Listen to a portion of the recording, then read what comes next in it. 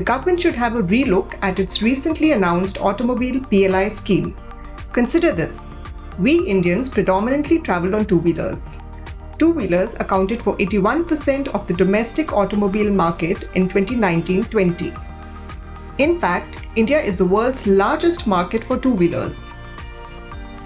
According to SIAM data, while the share of two-wheelers in the domestic automobile market in 2019-20 was 81%, passenger vehicles accounted for 13%, and three-wheelers and commercial vehicles 3% each.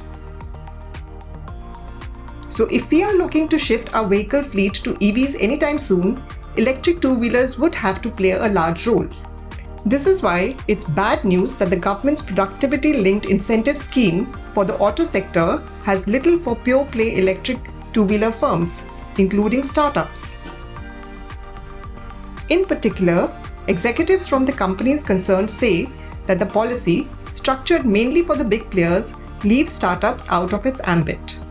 They claim that the stiff criteria regarding annual revenues and fixed asset block for eligibility mean that the policy's benefits will only be enjoyed by large existing auto companies or a new entrant that has financial muscle.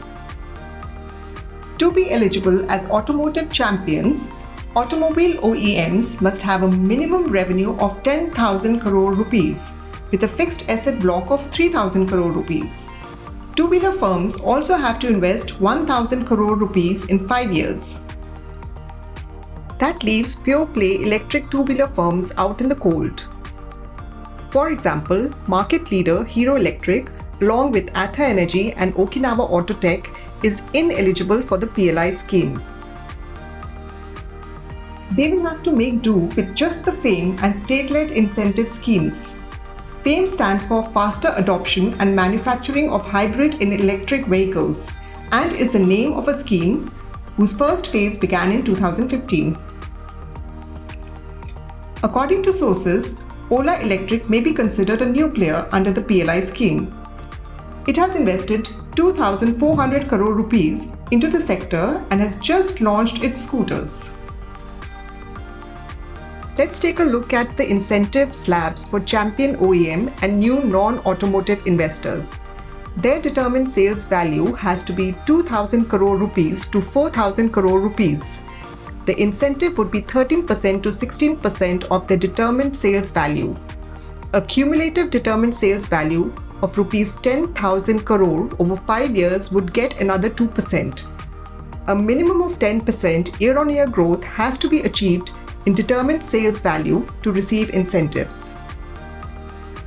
For the cost-conscious Indian customer, two-wheelers will always be a viable mode of transport. Consider the following. Last week, Ola Electric said that it sold e-scooters worth over 1,100 crore rupees in just 2 days during its sale of the Ola S1 and S1 Pro scooters. The company said that this was unprecedented, not just in the automobile industry, but also represented one of the highest sales in a day by value for a single product in Indian e-commerce history. Clearly, there's demand for electric two-wheelers, and the government should keep that in mind while framing its policies. If you liked this video, share it and subscribe to Business Standard.